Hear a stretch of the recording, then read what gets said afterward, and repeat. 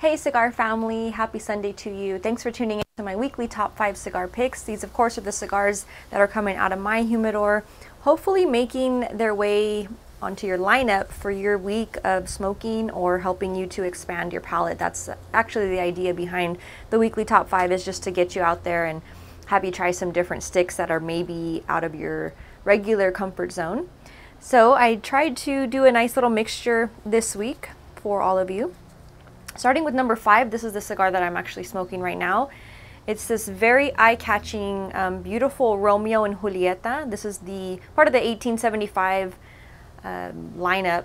This one is Nicaraguan, and it's a newer cigar that they launched during IPCPR trade show in 2018, this year.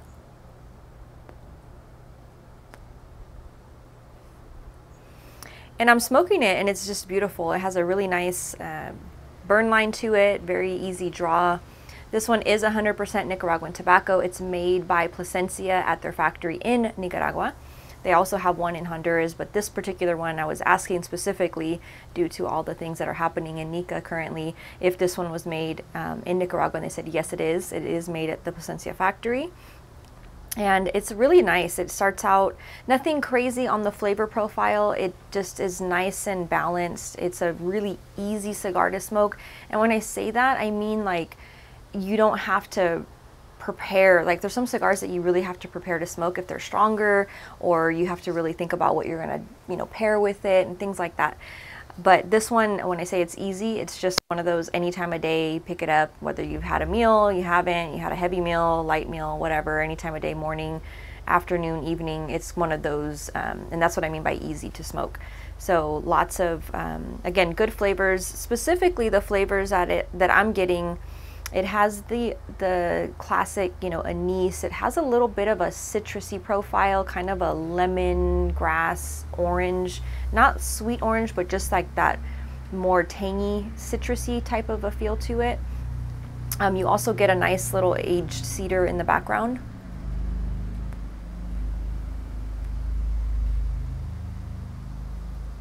And you pick up a little bit of white pepper throughout. So really nice stick, as I mentioned, easy to smoke.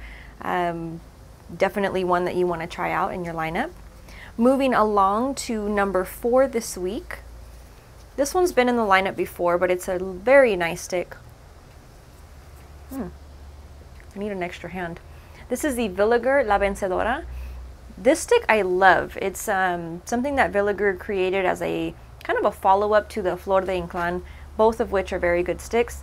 The Vencedora is a little bit more up my particular alley because I like the Maduros. I like those richer, deeper flavors. This particular one has a Nicaraguan Habano Oscuro wrapper, Nicaraguan binder and filler, and you get a nice kind of a mixture of that syrupy sweetness, caramelized sugar, that type of a sweet profile in it. You also pick up a little bit of dried cherry, a little bit of black pepper, and then you have a woodsy background in it as well. So very nice for the Villiger Vencedora.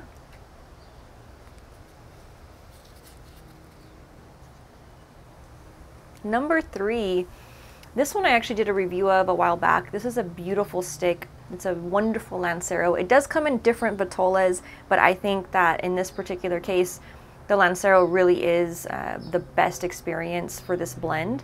This is the 724, made by Kurt Kendall.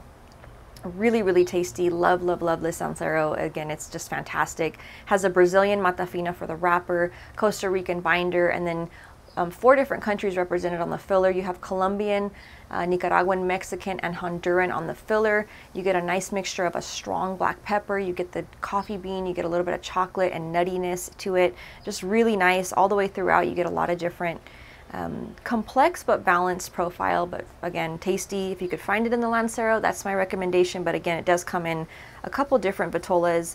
I want to say Robusto, and then I forget the others. But again, I always pay attention to when they have a Lancero, it's like I forget everything else that happens with that cigar. So moving along to number 2, this one was featured recently in my lineup. This is the Sin Compromiso. This is by Dumbarton Tobacco and Trust, or Steve Saka blended this particular stick. He's incredible. He makes some wonderful cigars. He's another one of those people that when he puts a cigar out, I'm pretty confident that I'm gonna like it. I just happen to really enjoy the profile that he blends for, which is his own. And again, a little bit stronger on his cigars. You're not going to find a whole lot of mild or beginner sticks in his lineup, but definitely for more of the avid smoker, somebody that appreciates those richer, deeper flavor, and really high quality tobacco is being used in all of his cigars. So you can definitely count on that. As per the name, sin compromiso, cigars without compromise. That's kind of his little tagline, and he means it. You know, he doesn't compromise anything. He just picks the best tobacco, makes something that he likes, and hopes, you know, for the best, hopes that people like it. And so far, it seems like most people do. So this one, again, is featuring a San Andres Negro wrapper, hybridized Ecuadorian Habano binder, Nicaraguan filler. You get the spicy black peppers, you get the dark roast coffee. You have a gritty earthiness, again, with that Mexican wrapper. It kind of gives you that leathery, earthy, little bit of sweet on here, and then you get kind of like a chocolatey almond something in there, so it's really nice. Definitely a cigar that I'm a fan of.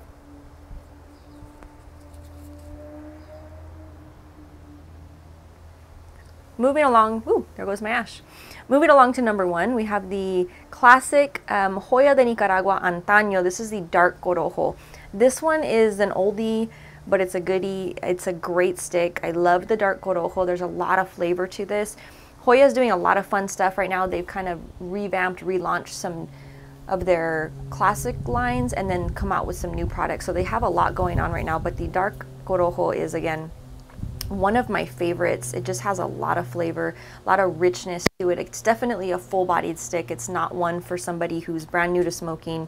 You'd want to ease into this one. So this one wouldn't be considered an easy smoke. It's definitely one that requires some time, attention. You know, you want to know what you've eaten beforehand or what you're planning on having with it. It's one of those types of sticks, but definitely worth it. Really nice, again, with the construction. It has a beautiful Nicaraguan Corojo Oscuro wrapper, Nicaraguan binder, and the Nicaraguan filler, specifically from those magical regions of Jalapa, Condega, and Esteli. You're getting the dried chocolate on this one, dried cherry. You pick up the spice, mixture of black pepper and cinnamon spice. You get some aged cedar in this one. Molasses even comes through. But again, it's really the two focus words would be sweet and spicy on this particular stick. You do get both, and it's really tasty. So again, if you're newer to smoking, definitely keep this one in your list of things to try after you've smoked a few not super strong cigars. This is definitely one that you're gonna want to try out eventually, maybe not right away, but it's very tasty. So again, I hope you guys enjoyed this week's lineup, and I'd love to hear your feedback as always. Thanks for giving me a lot of comments on, you know, the backdraw, the lighting lately. I know things have been kind of crazy. Still kind of playing around with some different stuff. So hopefully you like this outdoor scenario. I'm liking it a little bit more. Smoke's not an issue, and it just kind of seems a little more relaxing. So anyways, thanks again for the feedback, and I hope to hear from you guys soon. Cheers.